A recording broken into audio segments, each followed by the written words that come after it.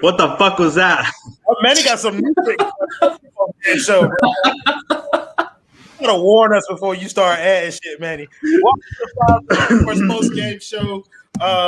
Ethan wants to call it something else, and I'm not going to allow him to. I forgot to do my lighting. I'm your host, Royal A. Shepherd, and I'm joined tonight by Mr. Alejandro. I can't say your last name, Alejandro. Say it for me. Villegas in Spanish. In English, you can say it Villegas. That's fine. Oh, okay, Mr. Alejandro Villegas. He's joining us from the arena. Yeah, he's joining us from the arena. So before we get to everybody else, I know Alejandro probably has to go soon. Alejandro, just give me your quick thoughts on the game, man. Yeah, it was a little rough, especially from 3 tonight for the Heat. It was, especially with Duncan Robinson, it didn't look like it was his night. But on the other hand, we got one of those crazy good Kelly Olynyk nights when he was doing everything great. Not only on offense, but also on defense, which was great. He was battling all night with Vucevic. We knew it was going to be a rough night, not having Bam Adebayo there on defense. But I think Kelly Olynyk stepped up. It was a great job. And the sad part of all of this that happened today is that we didn't see Precious more minutes, right? I wanted to see him a little bit more. And another night that we got from Jimmy Butler, the MVP version of Jimmy Butler. I think that's the main point of tonight. But I think it was a good win, a very difficult win. I think fans should be happy because of the way the team played, especially at the end of the game. I don't know, the first quarter were kind of up and down, but then at the end of the game, they finished it. All right, good job. So let's introduce. All right, Alejandro, man, appreciate you. So let's introduce the rest of where did Gad go. Let's introduce everybody else on the show. So we got my man Simba, Ariel Latiz, Ricky J. Mark, Jonathan Ramlakan. You changed my name to Daddy. I don't mind that, I guess. So Ramlakan, I'm gonna kick this to you first, man. Give me your thoughts on the game. Overall thoughts. You're on mute, Brody. There we go. Yeah. Overall thoughts. For a game that we didn't have Bam Adebayo, I thought we actually played really well. You know, it was obvious that since we didn't have Bam, we were just going to focus on spreading the floor more. So we shot up a bunch of threes, and we were hitting first half. I think we had 11 or 12 threes, and the second half, I don't think we hit that many. But we were it's obvious that we were hunting those threes, right? And we were trying to get the floor more spaced, and it was a driving kick game. It was Jimmy driving kick. It was Herro driving kick. And that was steady action all night, and it was working. And I liked a lot of the looks that we got. You know, like someone said earlier, Duncan, like Alejandro said, Duncan didn't really have his night, but he was still getting looks, right? And they were still pretty close. So I'm glad that he attempted 12 shots because that just showed how much of a flow this offense was in.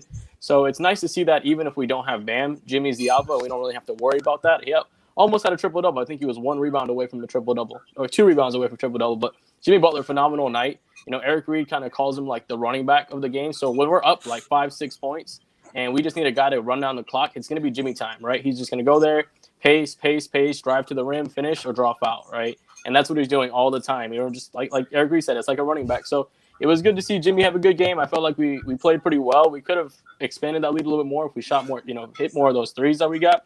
But I like to saw from a Jimmy. Kelly O gave us one of those games. He seems to give them when Bam's not playing. So we saw Kelly, and I liked what I saw from Nunn. I feel like he had the second or third best game behind Tyler Herro, but Nunn had a great game. I loved what he did defensively. He's making leaps and bounds defensively, and he's just making him so much more playable. And he's also making himself much more of an asset. So it was good to see a good team win, and the team's over 500 now. I'm excited about that. I want to recognize our bra for the $199 donation. He says Precious getting traded tonight for Rudy Gay. Maybe we'll talk a little bit about that later. But yeah, I did want to acknowledge a few things that you pointed out. The Kendrick Nunn thing in particular. Kendrick Nunn has been playing extremely well, and you saw tonight there were pockets of the game where his scoring wasn't going for him, but because of those improvements defensively, he was playable, and he was a part of the closing lineup for a big part of the game tonight, and so that was pretty encouraging to see as well. Ariel, man, just like Michael posted, you had a pretty good guess as to what this game would look like. So tell me your thoughts on the game tonight. Real quick, I just want to ask Michael to please repost that comment and switch the word guess for predict, because that was not a guess, my friend. Second of all, From the game, yeah, I thought that, throughout the game, I found myself kind of questioning. Damn it, Michael! I found myself kind of questioning a lot of Spo's decisions, which I really try not to do because he's way smarter than I am. He sees more behind the scenes, obviously, than I could ever see, and so, I kind of found it a little bit weird that throughout the entire course of the game, really until the fourth quarter, the Heat played man the entire way through, right? And they were getting barbecued. They were getting burnt in man coverage. They couldn't stay connected to their guys. I thought that was extremely questionable. I also couldn't understand why Chris Silva was playing ahead of Precious Achiuwa, especially in the second half and early in the fourth quarter. That kind of didn't make a ton of sense to me, though Precious did have a little bit of a rough stretch there somewhere in his first stint in the first half. Overall, though, I mean, what else is there to say? Jimmy was unbelievable. He carried the team home. That's what he's been doing since he's been back. If not for him, I don't know how many of these games they win since he's been back. And he took a ton of threes tonight. The Magic are one of the best teams at, keeping guys out, keeping ball handlers out of the paint and forcing opposing offenses to shoot threes. And throughout the course of the first half, that's kind of what kept the Heat afloat. And I liked how in the second half, they kind of switched up their attack when in the third quarter, those threes weren't dropping anymore. So Jimmy started getting to the rack. Tyler in the fourth quarter was getting to the rack. And, they did just enough to win. They added some zone in the fourth quarter, and that's what took them home. It slowed the Magic down, and the Heat got the W. So I want to recognize the Clemente 3472 comment. He said, Nostradamus. So yeah, like my dude did a pretty good job predicting. So the rotation thing is interesting that you brought up with Precious particularly. I think Alejandro tweeted it during the game where Spo was kind of laying into Precious, and we didn't see him for the rest of the game. He played Chris Silva ahead of him, and that was interesting because personally, I'm not a huge Silva guy. I don't like to see Silva play more than 1 or 2 minutes at a time. So, to see him get that many minutes was troubling. And so I am interested to hear some kind of rationale as to what went into Precious not playing as much. Gad, man, I'm going to throw it to you. How did you, before you get kicked out again for some reason, how did you feel about tonight's game? Yep. My Wi-Fi has been trash. I don't know what's going on. But that's that Ethernet. With Precious, the problem was that he caught. I mean, he had one moment where he caught the ball pretty much. I think they were running a half court trap, and he just does like a 360 pass and he throws it out of bounds. And at that point, went off the floor. You're not going to play. Yeah, put me in, bro. Coach. Yeah, I'm about to say, Ricky, go ahead and jump in and save our boy Gad. Gad, restart that router one time. So 30 seconds. There are two things that come to mind when I look at this game. I see Nikola Vucevic getting 24 points, 17 rebounds, and a loss. I think what a lot of people don't realize is that he's going to get his numbers, but it doesn't necessarily mean the Magic are going to win. Second, I did say that Miami was going to lose tonight, and true to form, they won. So you're all welcome, Heat Twitter. All right? Every time I do that, we win. Facts. I think also that Miami should feel very fortunate that they have a player like Jimmy Butler, because Jimmy is one of the best closers in this league, as we've seen, dating back to last year at least. This is a guy who's not afraid. He hits big shots. And the fourth quarter is a perfect example of that. This man took over. There was that one stretch where he just pretty much took over. I think he scored between 6 and 8 straight points or was involved in all of them. You look at his stat line. He caught the lob, got the steal. And, yep, exactly. Yeah. Okay. This man, look, he finished with 27 points, 8 rebounds, and 11 assists. The only thing that concerns me is the 35 minutes. But that's a given. Bam is out.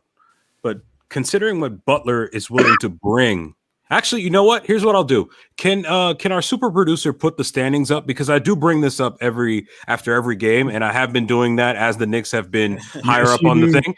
Show me the standings, because if I'm not mistaken, Miami A has a winning record and B just leapfrogged the Knicks. So go ahead. They should be in fourth. They should be fourth in the East right now. They're fifth right now below the Celtics. Yeah, let's see it. So, all right, there we go. The Celtics lost tonight too. So I want to shout out Twisted Tapioca for the $4.99 dono. He said Ethernet never fails. But Ricky, I want to let you finish your point before I throw this to Simba. Sure. Yeah. So I think when you have a guy like Jimmy's play, the way he's able to elevate his teammates, you're able to get away with a guy like Jimmy being your best player for stretches than you are. And I hate to make this sound like I'm taking a shot at Bam, but this is the difference between Jimmy and Bam right now. Bam on this team will not give you what Jimmy has been giving you in these fourth quarters.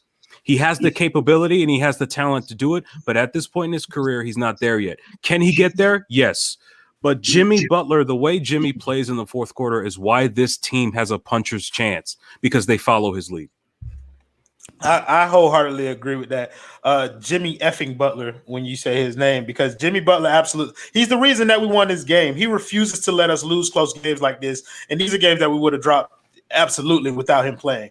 And we all know this. And it's the thing that's worrying me is not the 35 minutes. It's the fact that we need this level of effort from Jimmy Butler seemingly every night if we're going to win a game.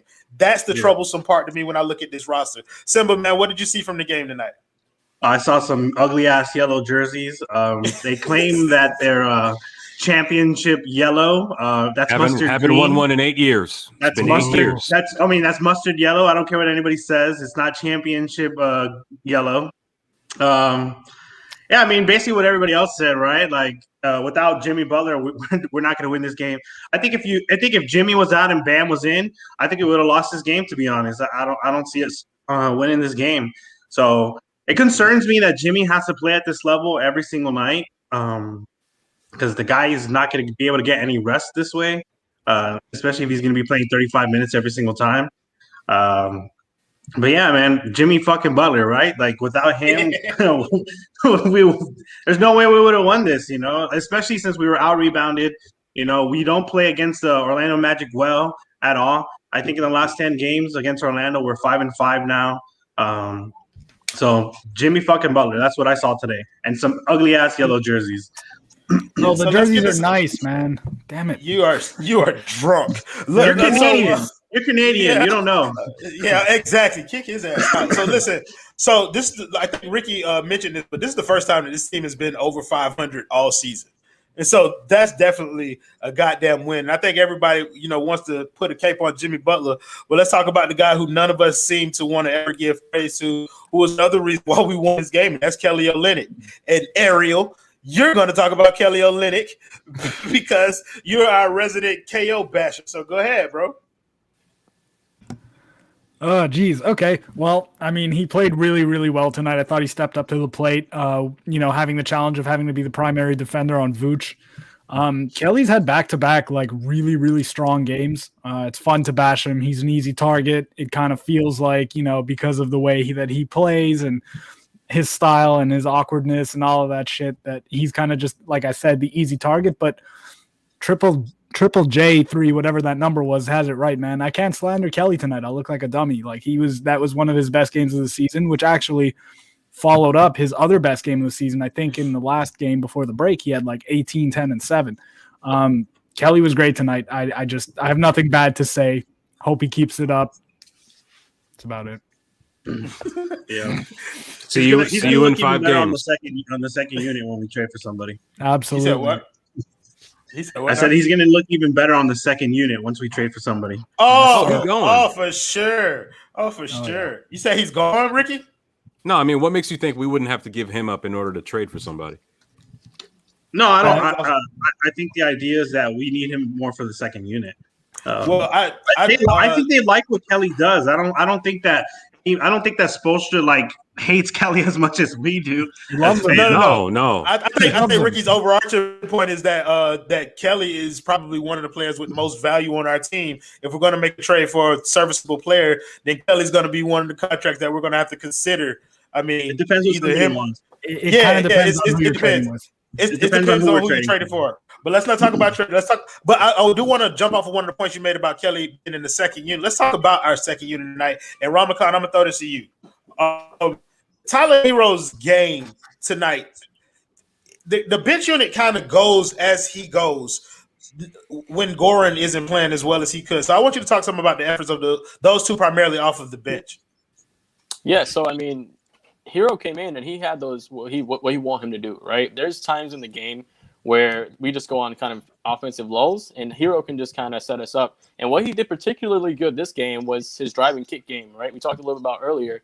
He was driving, he was kicking. How many assists? 5 assists, right? So pretty decent coming off the bench, and he only had 28 minutes. So that's a good stat line for him off the bench. 17 points, 5 assists. He came out, he knocked down some threes, he knocked them down late. I think there was a stretch where he had like 5 or 7 in a row himself. So Herro's doing exactly what we want him to do, right? He's developing into a guy who can get his own shot, and he's learning to get better and better at least finding the ranges and knowing when to pass the ball, because earlier in the season he was too passive, right? And then he went the other direction and he was too focused on getting buckets.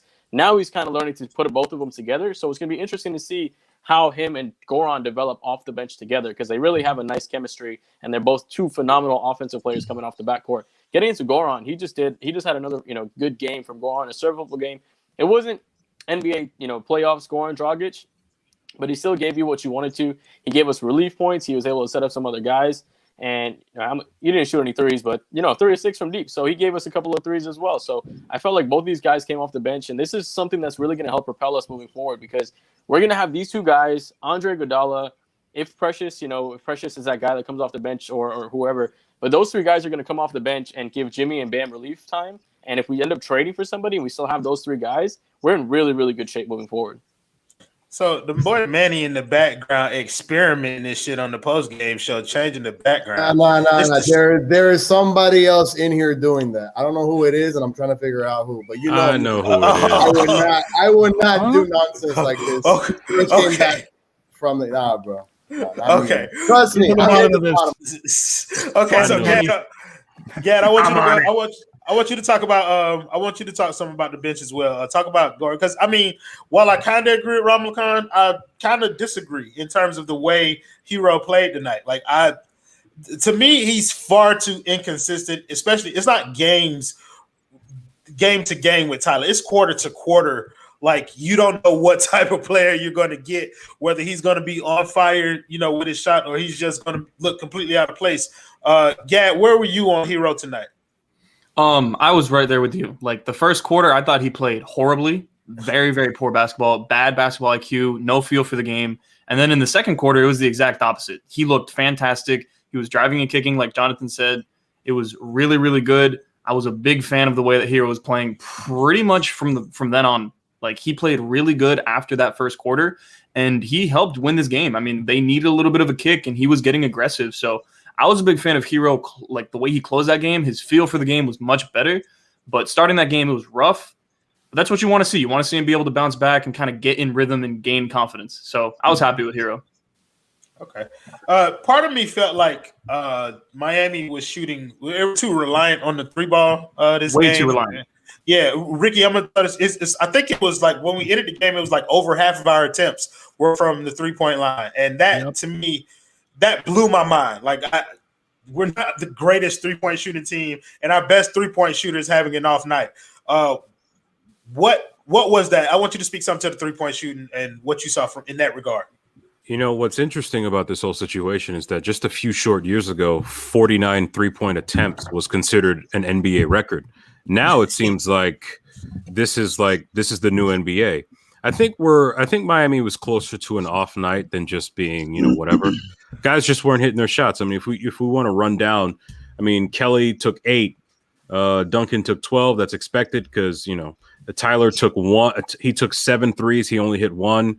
I think a lot of those threes, a lot of the attempts go down a little more if they start going in a lot earlier. So I think at the very least, we can commend the guys for continuing to stay aggressive, because if they're being given these threes, you got to take them. This is exactly what Spo wants out of these guys. And ultimately, that's just, Spo's happy with these guys if they're shooting. He's not happy that they're missing a lot, but the fact that they're still shooting, it's evidence that these guys still believe that they can still make the next one. And that's what you can hope for, really. Just real quick, the Magic Roy, the Magic are top 10 in the league, I believe, in forcing teams to take threes. They don't let teams take a lot of shots at the rim, and so that's by design. That's why the Heat are taking as many threes as they did tonight. I think that's a good point. I think part of Miami's shooting woes comes from I don't know if it's just me and Simba. Maybe you can help me out here, bro. Tyler Herro was billed to the Heat fans as a shooter. He was supposed to be a shooter, and sometimes he doesn't feel like a shooter so much as a guy who can shoot. if that makes any sense to anybody. Like, there are guys who are labeled a shooter. Duncan Robinson is a shooter. Tyler Herro is supposed to be a shooter, but he doesn't feel very much like a shooter to me this season. Like, do you understand what I'm saying? Yeah, definitely. I mean, last year he was a shooter, right? He looked, yeah, he was lights out all the time.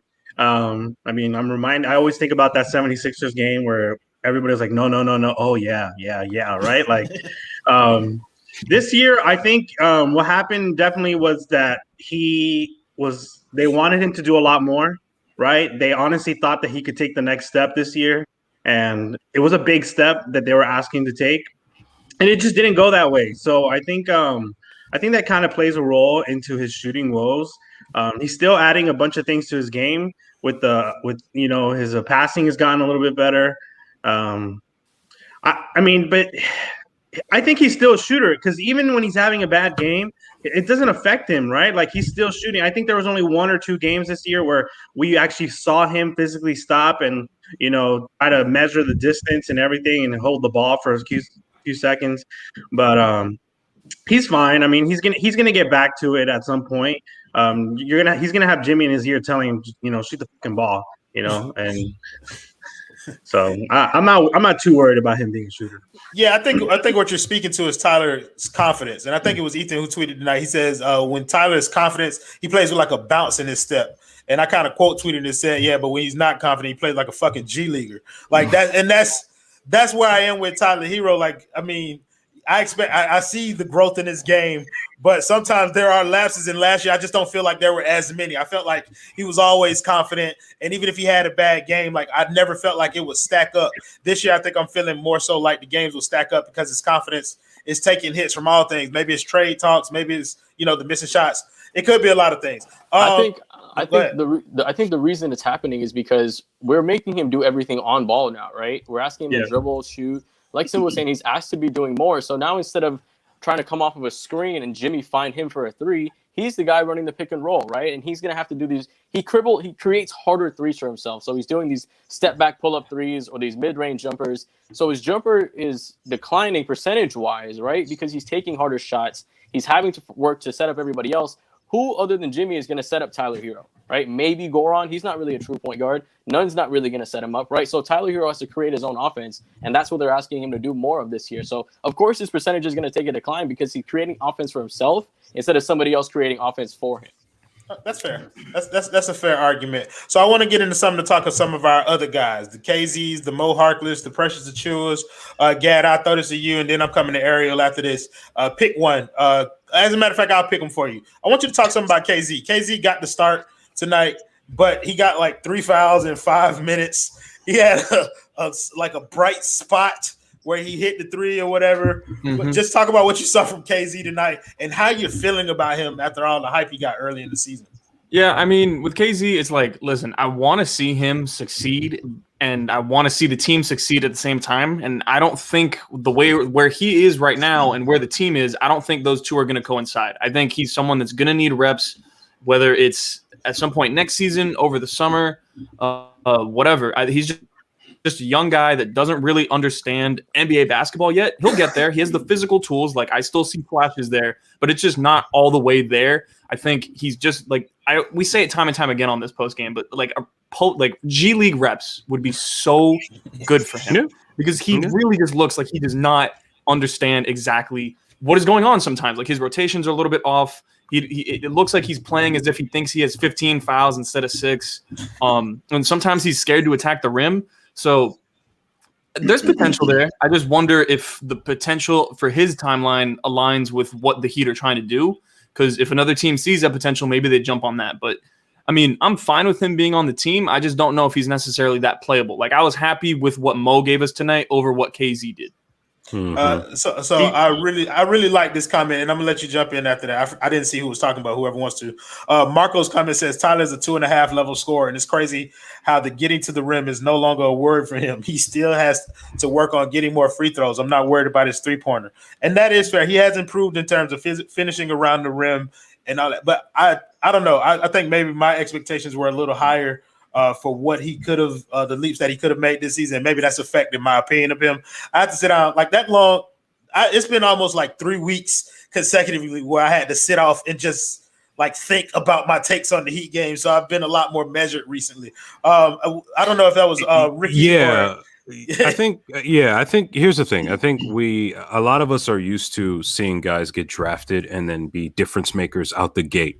In a way, we were kind of spoiled a little bit by some of what we saw out of Tyler Herro last year, out of Luka Doncic and some of these other guys, right? Most players take time. They need time. And KZ Okpala, I don't believe when he was initially acquired by the Heat in the draft, I don't believe he was initially acquired to hit the ground running right away. This was a development project. And one way I know this is a development project is because if for those of you that have been following some of Brady's pregame coverage of UD and some of the other guys, every time UD gets a chance to name drop KZ, he does. And whenever he brings KZ's name up, it's because he notices defensive potential, some of these sparks here and there. The team knows that this guy has a ways to go. I don't think the Heat are ready to give up on him just yet. It's just unfortunate that right now, given the makeup of this roster, he's being forced into action earlier than he otherwise would have been. I always go back to the Darrell Wright example, where if that team didn't trade for Shaq, he would have been getting minutes and reps and all kinds of stuff like that a lot earlier than he eventually ended up getting. But because of the direction that the team went in, they traded for Shaq back then. We traded for Jimmy a year or so ago. We're forcing him into a role that he's not quite ready for yet. The preseason was a perfect example. He got a lot of reps in that Toronto game. I was on his bandwagon. In a way, I still am. But right now, due to the pandemic and everything going on, he should be in the G League getting reps, and I think he will eventually. Definitely. Yeah, I'm still training KZ Durant. By the way, I just want to let everybody know that I'm all on that. I'm on that. Also remember Durant? No. KZ Durant. He's the second coming. Go ahead, Simple. I was gonna say, and also remember, it's not just this year. Last year was cut short too, so his G League experience last year wasn't there either. I mean, if you watch KZ, he's got flashes, and he just looks like a guy who's like I forgot I was going to say because the screen. Remember, you're folding on the big screen.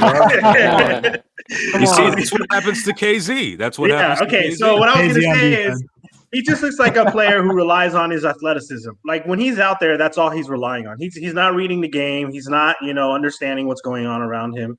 It's just a guy who's literally relying on athleticism. If you look at that foul he had where he went for the steal, I mean, he ran straight into a guy.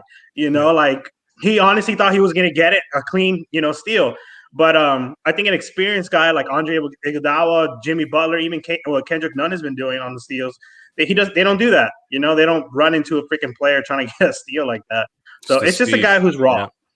Yeah. Yeah. So essentially, this is kind of like KZ's rookie season. And so, I think if people keep that in perspective, then it'll be a lot easier for them to look at him through the proper lens. Ariel, I'm going to come to you with, what player do I want to give Ariel? I like giving you players that you like to rag on, but it's only KO. You already gave you them. But yeah, let's talk about Mo Harkless. Was this the best game of Mo Harkless's life? It's probably at least his best game of the season. It might be up there with one or two other performances, but I think he's kind of in a spot where, he doesn't have consistent minutes. He doesn't know what nights he's going to be playing and when he's not going to be playing. And so I think, he's just kind of in a tough spot, but there are some tools there, right? Like the defensive anticipation sometimes looks pretty solid with him. He'll get his hands in passing lanes and, bother ball handlers. He had a really nice block tonight on, I forget who it was, but he recovered to the guy in the paint and from the help side just had an emphatic block on him. So there are some flashes there. I think we need to see it more consistently, but frankly, when the team is healthy, I don't really know if there's a role for him. What's kind of weird about saying that, though, is that coming into the season, the Heat expected there to be a role for him. They thought, right, on day one, I believe he was a starter at the 4. So he was supposed to be the guy that was going to take down that was going to carry that position for them and be the Jay Crowder replacement. It hasn't happened, but I just think if he got a more consistent role, he would give us a little bit more than we've seen from him, though when the team is healthy, and given that I think we all expect them to make a move to upgrade probably at that position, I don't think we'll get to it at any point. So I do want to acknowledge that I think it was part of the I think it was partly due to the hairstyle. He took them fucking braids out and he had that fro, and I think it was Gay who called him Fro Harkless. Fro Harkless. Yo, I'm a fan, bro. Hashtag Fro Harkless. And I was calling KZ Okpala, like when he was like as many times he was fouling people. Let's talk about a guy who doesn't get much playing time, Ramlakan, and he got a lot more. Chris Silva, like, I mean, he came in, he was energy. He did what he could. What did you see from Chris Silva tonight? Yeah, like you said, he did his best, right? Yeah, it's like he got the participation award of tonight. like that's what Chris Silva did. And, you got to give him a little bit of effort. I mean, there was a couple rebounds where he did, make himself present in the area. He boxed out. He did all the fundamentals. He was the Joel Anthony of tonight, right? And he did what he was supposed to do. So I liked what I saw from Silva. He got a new haircut as well, so I don't know if that's kind of what affected it, but he came in, he gave us some decent defense. We didn't have Bam tonight, so we're seeing what we're going to do, dig into the rotation. It seemed like Spo was just trying a bunch of stuff tonight. It was just experiment night for him tonight. But, yeah, decent from Chris Silva. I mean, what else more are you going to expect out of him? Maybe a dunk or two. But, he gave you a couple rebounds, and that's all you can ask for him. And it's a nice, heartwarming story for Chris Silva. But why is he playing over Precious, though? I mean, Precious must have done something wrong. What did Precious do? Like, let's get to that. Something. Time out. Go ahead. Did you guys hear me when I was talking before about Precious? Did I just not? Was I not? No, he had a rough stretch in the first half, his first stint. But I think Chris Silva did. You guys correct me if I'm wrong. Did Chris Silva check in ahead of him in the first half as well, or was it just in the second? I don't think so. I think Precious jumped in first, and then Spo laid into Precious or something, and we didn't see him again for the rest of the game. Okay. Well, that must be because otherwise it's hard. It's kind of hard to explain in my opinion. It was the 360 jump pass. Yeah, that was. You can't do that in the NBA. You can't even do that in 2K. The ball will go out of bounds. Literally. Fair enough. So let's talk about. I know we were harping on the Heat's defense a little bit. So let's talk about some of the things that happened to the Heat's defense. Nikola Vucevic did what he does against Miami. Which is have damn near another 2020 game. Want to shout out Twisted Tapioca for the 199. Don't know. He said plug Marco's article. Go read Marco's article. So and free Marco Romo. Free Marco Romo. He ain't do nothing. I'm telling you. And if he did do something, we ain't telling you what he did in the first place. That's right. But no, I'm gonna throw this to you, Ricky. I want you to talk something about what you saw about Vooch and our lack of ability to be able to contain him. This is historic at this point. I don't think no matter who we sign at center, we're going to be able to stop Vucevic from getting 20 and 17. It doesn't matter who we throw out there. Unless we sign Vucevic. Go ahead, Ricky. So, I remember Vucevic averaging 20 games against Miami dating back to, my goodness, I mean, when he entered the league after he got traded to Orlando from, I think, Philly it was. It's just one of those things. He is a random heat killer in many ways, just like Jamal Crawford used to be back in the day, the same way a lot of these other guys have been. It's a matter of, positioning and the fact that he can stretch the floor. And a lot of times with Vucevic, excuse me, he might give you 20, but he'll also probably give that much up on the other end. So as good as he is offensively, he's not that great defensively. So I think Miami has realized that in many ways he's like the reverse Whiteside, where we're going to let him get his numbers and we're just going to beat everybody else. And that's essentially what happened tonight. That's what typically happens. There are times when other random scrub heat killers show up for Orlando. Thankfully for Miami, they didn't. And Jimmy was the better player. He was the best player on the floor tonight. So Vooch wasn't that much of a problem. Because they were all injured. Well, first of all, I beg to differ about the random scrub heat killers. Because Orlando is a random scrub heat killer factory. All right. That's where they come from. All right. So tonight, I have them listed. So the random scrub heat killers tonight were Dwayne Bacon, Chasen Random, Kim Birch seemed like he was prime Mark Eaton getting all the rebounds out there. And the Michael Carter Williams. Okay, so I'm gonna let you guys all take your turn. Pick one of them. Talk about what they did special tonight. I'm gonna let Gag go first. So you got the easiest one. I think I know where you're going. But do I really have to talk about the Magic right now? Let's just Go ahead. Well, take the conversation where you would have it go. I just like give them their props. Like these guys showed up, whatever. But like I don't really give a shit about the Magic if I'm being completely honest with you. Like Vucevic did his thing. Dwayne Bacon probably a career night. Michael Carter Williams first good game he's had since his first game of his career. Like cool, but I don't know. I'm not too concerned with that honestly. I kind of want to talk more about the Heat. Not gonna lie. Like can we talk more about Jimmy Butler? Because I just love talking about Jimmy Butler. Oh, by all means, what do you want to talk about with Jimmy Butler? Well, Marco, when he plugged his article, because I clicked on it right before I got on stream, and then I couldn't actually read it, but it says the Heat are too over-reliant on Jimmy Butler. So I have no idea what the contents of that article are, but I imagine it says that we're too reliant on Jimmy Butler. I would like to dispute that by saying we don't have Bam.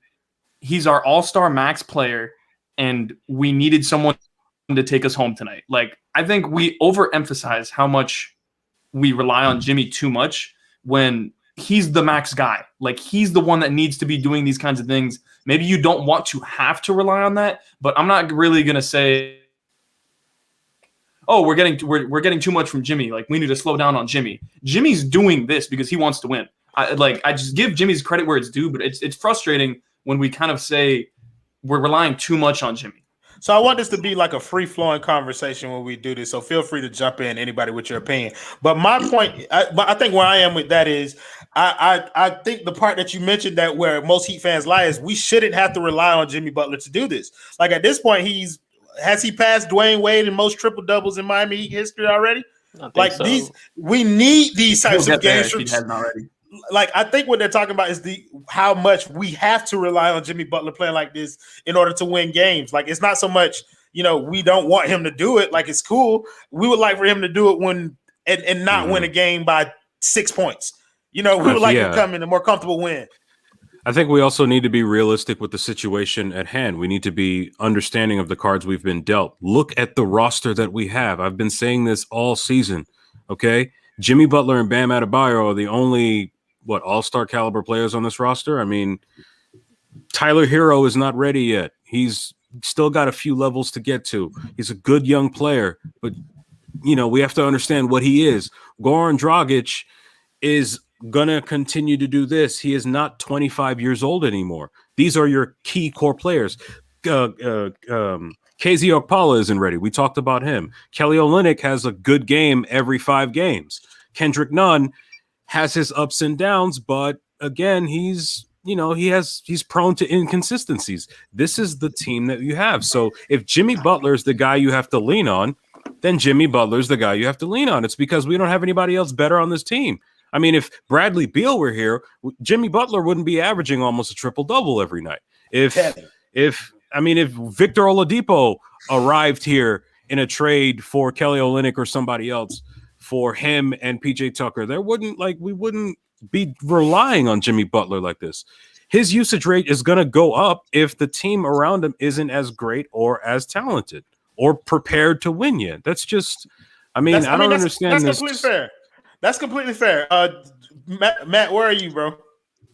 I think the biggest thing is that we're trying to survive the minutes without Jimmy. All of a sudden, they drop the minutes. Wait, Ricky, have you looked at the standings yet tonight? Yeah, the Heat are up.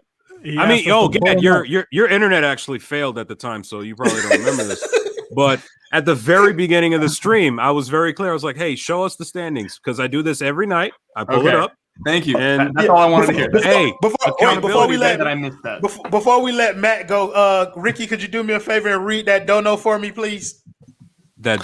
All of a sudden, Nick's dropping. Ricky's saying, let me correct this. All of a sudden, the Knicks have dropped, and Ricky is saying we. I've been consistent all season, man. I don't. And by the way, you see this? We didn't want you to defend yourself. Just read it. Oh no. Go. Not at all. I mean, and by the way, this is not the New York skyline. You see this building? That's the Eiffel Tower. That's in Paris. Blue skies exist everywhere. They don't just exist in New York. That's the French Madison Square Garden. We don't really have one like that. Simba, go ahead and finish your point, bro.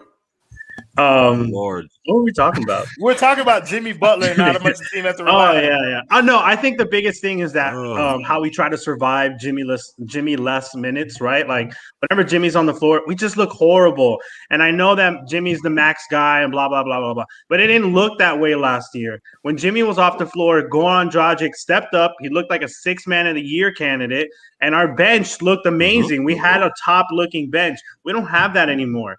So I think the biggest point is we're just trying to survive without Jimmy, and we can't rely on that. Nicky Ricky. I like that. That was Careful. I think you're absolutely right in terms of like the Heat needing more from the bench unit to be able to sustain minutes with Jimmy with Jimmy off the floor, because we haven't been able to do that well. Ramlakan, you take the conversation where you feel like it should go next. Yeah, I mean, it makes sense that we're relying on Jimmy so much right now. Obviously, we don't have Bam, right? And Bam isn't becoming the alpha as soon as we thought he was. And to add on Gad's point, and Simba's point, the bench isn't producing like it was last year, right? This isn't a top offensive team like it was last year. Duncan Robinson and Kendrick Nunn are being scouted for. So they're learning to be, people are playing for them, and they're learning how to play our offense. Kelly Olynyk, he's a stretch big, so you know how to guard a stretch big if you're the opposing team, right? So the offense right now is going to have to rely on Jimmy more because, one, Bam did take that step to become an alpha, and two, everybody around Jimmy has a harder time of scoring right now, right? So Jimmy is going to have to create for everybody else. So it's only natural that we use him, and honestly, 35 minutes isn't that bad, to be honest, right? He had a whole quarter off if you think about it. It's not like he's playing 40-plus minutes. Sure, a couple of games this season he has, but this isn't a game where you should be complaining that Jimmy, played too much or did too much because he had sufficient rest in this game. So I'm happy with what Jimmy did. He's like Gad said, he's our max player. That's what you want him to do. You don't ask LeBron, hey, LeBron, stop passing the ball so stop handling the ball so much. Go stand in the corner and just wait around, right? You don't tell, maybe Kevin Durant now with everybody on the Nets, but, you don't tell your star players to just go stand in the corner and do nothing, right? Your star players are your star players, and that's what Jimmy's doing. And that's why he's second in the Miami Heat history with triple-doubles behind LeBron with 7 to 9. So he's only down by 2. Bam is right there with 4 too, and he's just 1 behind D-Wade, which is pretty incredible. So that's pretty awesome with the triple doubles. I think those guys are going to be top 2 in history by the time they're retired. Yeah, I would like to give a stat. By all means. I don't know. There's no context with this. Nothing. I don't know how impactful it is or whatever. I just noticed this during the game. Duncan Robinson has now had. We played 37 games, correct? Mm-hmm. Or we. Sure. I've been sitting on my ass for 37 games. They have played 37 games. We have. Good game tonight, Ricky. Good game. Anyway, Duncan Robinson has had 12 games where he's under 30% from 3. That's it. Cat's out of the bag. Teams know he's at the top of the scouting report now. That's, going back to the conversation is like, that's why, the Heat's offense has been, not as good this year, and the Heat are more reliant on Jimmy Butler probably than they were last season. It's because, the cat's out of the bag, like I said, with regards to what Kendrick Nunn can do, how to guard Duncan Robinson, Tyler Herro, what his strengths and weaknesses are, the fact that he's been thrust into a role where he had to be more on ball for a large portion of the season until he was moved back to the bench. And so that's the reason for that. It just is what it is. But I think players like Kendrick Nunn have adjusted to being on the scouting report as of late. Like he's playing, he's doing a whole lot better against what teams are doing against him. And Duncan has 2. I think we just have bigger expectations for Duncan because of how important he is to the team. So, Ricky, I want you to talk about that. Some of the adjustments that you've seen from Duncan or Kendrick. Pick one, and Simba, you'll do the other. But pick some of the adjustments that you like and something that you would like to see them do better in terms of how teams are playing them now. So I'm going to give a shout out to Kendrick Nunn because he's become a much better defender since the time he first arrived. He, for the longest time, has been a defensive liability to the point where, as much as he gives you offensively, he'll give up just as much defensively. So he's been working a lot with, from what I understand, he's been watching a lot of videos of I think that was Gabe Vincent, but you can tell he's really acclimating himself to the Heat system of defense, and you know what? I'll get to Rudy Gay later on, but I'm glad to see that despite the fact that he's struggled offensively in the last few weeks, months, or whatever, he's trying to find a way to stay on the floor. And how do you do that if your shot's not falling? You're playing defense. And this team, this culture is all about defense. So if Kendrick Nunn is able to restore his offensive game, we've been saying this. It's an old proverb as old as time. Good defense creates really good offense. And if Kendrick Nunn is able to do that, then when his offensive game comes along, he'll be an even more productive two-way player. And that can only help this team at the very least as trade bait. I agree with you 1,000%. I want to talk about Marco's comment because I believe it goes perfectly with Simba's talking point, which is Duncan. He said he pointed out in the article too. He pointed that out in the article 2 area. He said defense is shutting down. The Duncan Bam DHO game has made Jimmy list minutes harder since Miami could use that when he sat. Talk some about the DHO, the dribble handoff stuff between Duncan and Bam. Now that seems to be at the top of teams' scouting report. How is Duncan adjusted to it? What are some of the things that you would like to see him do better in that regard? Who, me, Simba? It was Simba. No, Me? Simba. Yeah. Oh. I really wasn't paying. I thought you were going to Herro. Did I say Ariel?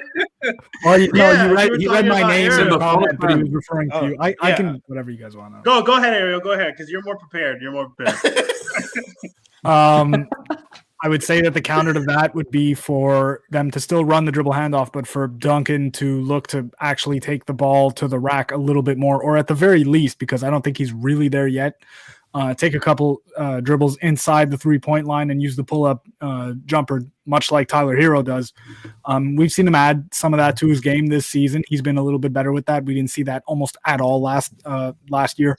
And so that's a bit of a development in regards to that. But I think the other counter to that is, I think we've talked about this before.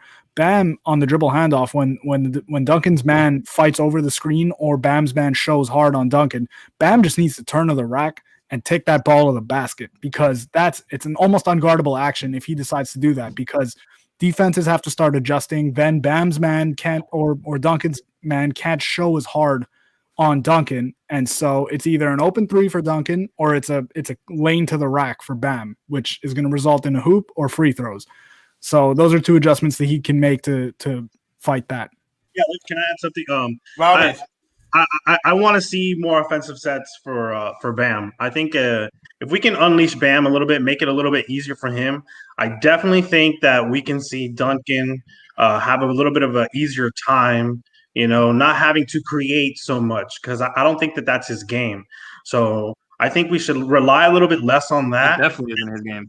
And well, yeah, but Eric just loves Duncan, and we don't know. Maybe he sees something in practice and he's like, damn, if you can do it in practice, do it in a fucking game. And Duncan just doesn't do it in a game. But I think it's time that Bam just starts getting more offensive sets. Let's try to plan for Bam to try to get 20 points a game. I'd like to see Spoelstra try to do that in the game plan, and I want to see how that turns out for Duncan. I think Can I add another stat? By all means. Go ahead. Yeah. So, Ariel, to your point, Duncan, although we want him to shoot more mid-range, he's only taken 9 mid-range shots this year, and he's hit 1. Really? What was it last According year? to NBA.com. Does that mean foot on the line? It's just at mid-range. Don't argue with NBA.com. Not a 3, not a paint You look. said, what was he last year? Duncan. Yeah, what was it last year? Duncan never shot mid-range shots last Yes, year. he did. Yes, he did. He only shot 3s and layups. I bro. will die on this hill. Yes, he did. Yeah, they got film. They got film studying that. But yeah. So let's kind of push this conversation forward to the next game. We got the Bulls. The Bulls actually dropped the game. They lost 127-105 tonight to the 76ers. Ramlakan, I'm gonna start with you. Give me your predictions for the next game. What do you expect to see from Miami? And it's a 9 p.m. tip. I'm gonna be so goddamn sleepy on this stream. Go ahead and give me your thoughts on the next game, Jonathan. Yeah, I'm hoping Bam could come back, right? Because they have 2, really 3 skilled bigs, right? They have Lauri Markkanen. Wendell Carter is still a pretty, solid big player. He's awesome on 2K for some reason. And then, and Thad Young, right? Thad Young's another guy who can bang in the paint as well. So I really hope we have Bam back, because if we don't, it's going to be a hard night for us, especially on the boards. They have guys that can create on the perimeter like Zach LaVine, Kobe White. These are guys that if both of them are out on the floor, how is Jimmy going to guard both, right? This is kind of like why we want to hopefully have Avery Bradley come back soon so he can help with these guys, right? But I feel like it's going to be a good game for us. I think if Bam comes back, it can be one of those games where, Bam and Jimmy really carry the team. But I think it's going to be a high offensive output game, and I think we'll get the win. Bam's not playing.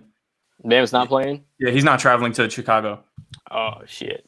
So I need a score. I'm going to say Duncan has a better night, right? We had, Dragic has a better night. I'm going to say 116-108 Miami. Ooh. Okay. All right. Simba. Score, I'm going to say 115-110. Miami Heat win. But then they're going to lose on Sunday to the Magic. Right. Get his ass up out of here. Ricky or Hoodie Matty season. That's right. Go ahead, brother. What are you feeling about next game? Oh, well, so this next game coming, I think it's going to be a Heat loss. Ooh. There goes the next No. game. No. You got to bring him back. You don't know what's going on here. Yeah. Like, what's freedom of speech nowadays, man? What the hell? No, I'm you not gotta sorry take about this. attention to Well, what no, Ricky's doing. That's You gotta Easy understand. leash tonight. Y'all not here with my man Ricky. Y'all not here. He's here. He got it. We here, Ricky. By all means, go ahead, brother. We understand. So, like, as I was saying before, they tried to cancel me unnecessarily. Let this king speak. Yeah, I think the Heat are gonna, lose. Basically, what we have here, we got Zach LaVine, who was an All-Star this season, something Bam was not. He's gonna drop about 45, 11, 7, and then Miami. It's going to be a little too much for Miami in the fourth quarter. It's going to be too much for Jimmy, who's going to have to carry both offensive, defense. Jimmy's going to try to get that triple-double, but it's not. It's your. There's no apostrophe. You're likely. And unfortunately for Miami, it's going to be a Bulls win. Speak, King. So I'm going to start to my man Ariel. And now I'll leave.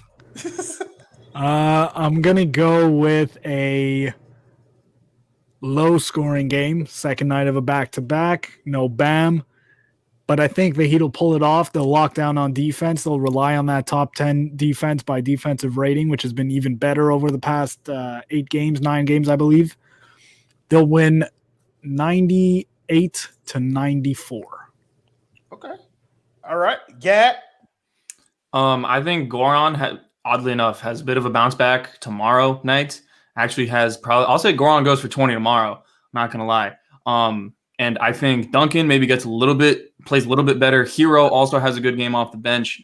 I think our guards are going to play well. I don't think they have many defensive guards. They don't have many wings. They have Patrick Williams, who can actually match up really well with Jimmy Butler. So I'm intrigued to see that matchup. I know he's a rookie, but boy can defend. Like, watch the Bulls play. He's a good defender. I think Precious also gets minutes. It's going to be tough. We're going to need another good game from KO. Like, everybody has to play well. I think the Bulls are actually a sneakily underrated team.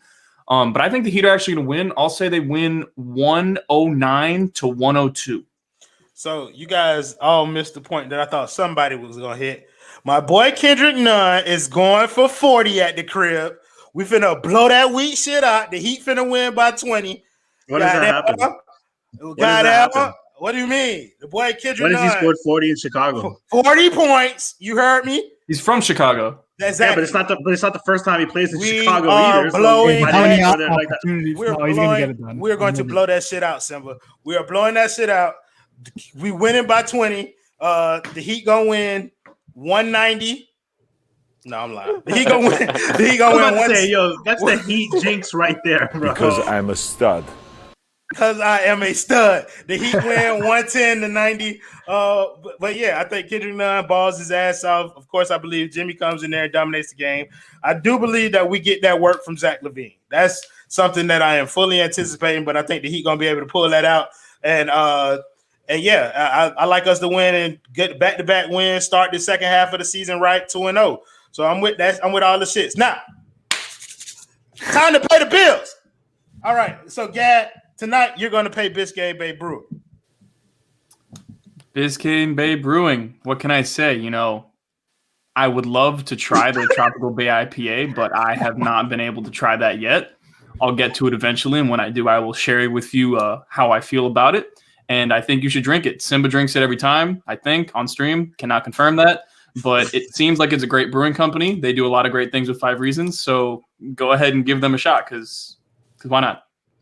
All right. We only doing 3 sponsors tonight because we got a truncated list of guys who specifically want to support the post-game streams. So we're going to give them their due time. So Simba, tell us about our new sponsor, Miami Grill.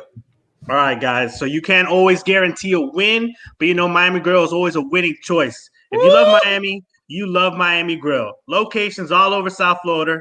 Check MiamiGrill.com to find yours. Fresh, delicious choices. Try a platter of wings just like how you like them. Crispy grilled, naked, that's how I like them, or boneless. With 3 new sauces to choose from, the best cheesesteaks, wings, gyros, burgers, and more. If you're craving it, Miami Grill's making it. Dine in, drive through, and delivery. Download the free app to order online. That boy reading them talking points that they sent over. Oh yeah, man. That's what we get paid to do. Hey, bro, I had them in the notes for us too, bro, just in case we needed them. Ariel, you got prize picks, brother. Prize Picks. Okay. If you think you know sports, you want to make some cash, visit Prize Picks. Use the promo code 5 spelled out FIVE. What can I say? Prize Picks is the newest way to play daily fantasy. You can play fantasy scores, overs, unders. You can combine different sports in your parlay. You can play power play. You can do flex play, depending on how much risk you want to take. The world is your oyster. So visit Prize Picks. Use the promo code 5. Again, spell that out, FIVE. You guys make me so proud. Oh, I want hold on before I get to Ramlakan. I want to go back to Simba's promo, which is the Miami Grill. Do you guys say gyro or gyro? Like, I want to throw that out there. I've worked in a Greek restaurant. It is 100% gyro. Whatever. Yeah, okay. Miami Grill is in Miami. It is fucking gyro. Okay, I don't care what I gotta do anything. Tell you, Simba. What you say, Gad? You say gyro or gyro? I say Euro. Attaboy. Fuck you. You don't say that. Ramakai? I mean, I've said gyro, but I'll fix it now, I guess. I mean, if the guy that worked at the restaurant said that's what it is, I guess that's my girlfriend's also Greek Italian. It's definitely gyro. There you go. You're in Canada. How is that even possible? Like, that's not even like a thing. It's like the melting pot. I live in Montreal. We have like one of the most gyro. So Ramlakan, you know, they are not a sponsor of the post-game show. Unfortunately, they're a friend of the network. But you got to give the fans what they want because they're asking for it. So, Ramlakan, my man, you got Manscaped. So, go ahead and give us some Manscaped promo. All right. I mean, what? The groundhog see his shadow? Because it's like springtime up right now. So, everybody's, pubes is springing up. You got to get yourself the Manscaped 3.0. If you want to have your balls looking clean and have it nice and shiny and not wrinkly, right? Go to manscaped.com. Use the code 5RSN. You'll get 20% off. 20% off on ball care. You don't have to ever worry about snipping your nuts again. Go into the hospital having to tell them an embarrassing story that, hey, I cut my nuts with my trimmer and now I'm bleeding out my balls. No, you can go to manscaped.com, use code 5RSN, get a ball safe trimmer, right? That thing is perfect. You will not get a nick. You got the after ball toner so you don't smell in the Florida heat, right? You got the toner so all those wrinkly, it doesn't look like the back of an old guy's head, right? You got a nice tight balls, right? So you're good to go with Manscaped. Like I said, use code 5RSN and you'll be good to go. So descriptive, John. Like, what the fuck? Jonathan was born. He was born. Wait. Hold on. Jonathan, next time I want you to add there somehow, figure a way out to say, if you want your balls to look like Gad's face and not like mine, make sure you use the code 20% off. I got like 4 or 5 hairs here. Come on now, Simba. Come on. All right, so we customarily do this. We're just going to add this as part of the show from now on. So we're going to do other YouTube show plugs. So since Ramlakan's on the screen, go ahead and plug Fight Week on 5. Yeah, we actually did Fight Week on 5 today. It was me and Alf. We talked about the Chocolatito fight that's coming on. That's actually happening Saturday. Our guy J-Rod that joined the network that's doing 5 Reasons to Bet. He's actually going to be at the event. So we'll actually have a show tomorrow, 5 Reasons to Bet. It's going to be me and J-Rod. And then Saturday, me and Ariel, we do walkouts and knockouts. We're going to do it as our pregame show for the main event on Saturday night, Bilal Muhammad versus Leon Edwards in the welterweight division. Next guy might get a shot at Kamaru Usman. Might to see what happened. But, like I said, go ahead, check out Fight Week on 5. We had that today. And on Saturday at 4 p.m., me and Ariel, we got walkouts and knockouts. My girl came back to me after I got Manscaped products. My man, Christian, congratulations. So we actually have some new game day It must content. have been bad if she left because of it. Yo, listen, what the boy had the wolf PP. I feel like we just ate The bugs are in there, right? You got a whole nest in there. There's some eggs, a bird in there. So we got some new game day content for you guys, primarily by my dudes Gad and Ariel. So I want you guys to promo that. Whichever one of you want to take it, y'all go ahead. Pretty much, we just think we could use something on the timeline, kind of just telling you a little bit of an update as to what's going on in the whole Heat Twitter sphere or whatever. So we're doing something called the shoot around, which is literally we're just going to update you as quickly as possible, 140 seconds or less. It's either going to be on my account or Ariel's account, and we will probably try to get 5 reasons or whatever to retweet it like crazy. But that's pretty much all we want to do is just update Heat Nation a little bit, talk about the game, talk about the upcoming game, and I mean, 2 minutes. There's only so much you can talk about, but not too much transaction talk because I don't really love that shit. What are your accounts named, Gadiel and Ariel? I mean, if I say my name like Gadiel Cartagena, no one's gonna be able to type that out. So I'll just make it my name on here so people can get it. Do that so people will know where to follow you. So I gotta plug my show. Clutch Corner. Don't know what day it's gonna be on. Just being perfectly honest with you, but Saturday? Bro, I don't think so. Just being honest, I don't know. But when we find out, you'll find out. Make sure you follow the Clutch Corner on Twitter at the Clutch Corner. That account recently passed me in terms of number of followers, even though I just passed 1,000. Yay, me! I'm an influencer now. Want to acknowledge Christian Cardis's 199. Don't know when we gonna see 5 RSN Heat Beat crossover special. That's above me now. Okay. When is the next show? The next show for the post-game show is going to be tomorrow when we play the Bulls. So make sure you guys tune in for that. Thank you guys for joining us tonight. Thank you for joining us in the comments, making this thing a little bit more fun. Read Marco's article. I'm going to read that article tomorrow and talk about it on the post game. I will get back to that. Let's do that. We'll read Marco's article. Everybody read Marco's article. Read Brady Hawk's articles. Follow the 5 Reasons Sports Network. Like, subscribe to the YouTube channel. Click the bell if you want the notifications. We need all that kind of stuff. Thank you. Your balls will thank you. Thank you for all that. So for my guy Simba, my guy Jonathan Romlicon, Ariel Latias, Gadiel Cartagena, thank you guys for joining us. We'll see you tomorrow night. Peace.